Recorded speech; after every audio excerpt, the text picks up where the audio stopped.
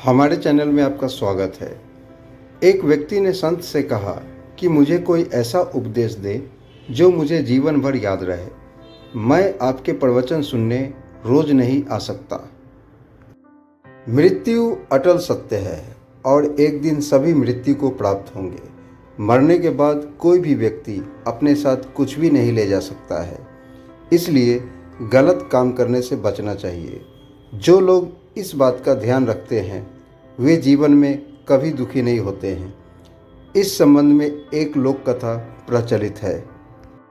कथा के अनुसार पुराने समय में एक दुखी व्यक्ति विद्वान संत के पास पहुंचा और बोला कि गुरुदेव, मुझे कोई ऐसा सूत्र बताएं जो मुझे जीवन भर याद रहे और मेरी सारी समस्याएं खत्म हो सके। मेरे पास इतना समय नहीं है कि मैं रोज़ आपके पास प्रवचन सुनने यहाँ आऊँ। संत ने उसकी बात ध्यान से सुनी और कहा कि ठीक है, मेरे साथ चलो। संत के साथ ही वह व्यक्ति भी चल दिया। संत उस व्यक्ति को लेकर शमशान पहुँचे। उस व्यक्ति ने पूछा कि गुरुजी, आप मुझे ये कहाँ लेकर आ गए हैं? संत ने कहा कि हम यहाँ कुछ देर रुकेंगे। थोड़ी ही देर में एक धनी व्यक्ति की अर्थी वहाँ आई और उसके कुछ देर बाद एक गरीब व्यक्ति की अर्थी लेकर कुछ लोग पहुँचे।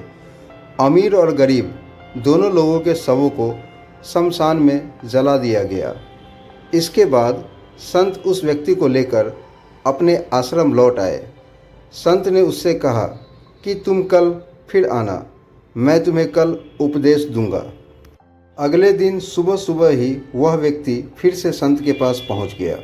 संत उसे लेकर श्मशान पहुँचे। संत ने अमीर की चिता से एक मुट्ठी राख उठाई और एक मुट्ठी राख गरीब की चिता से उठाई। दोनों मुट्ठियों की राख दिखाते हुए संत ने कहा कि ये देखो, अमीर हो या गरीब, दोनों एक समान हैं।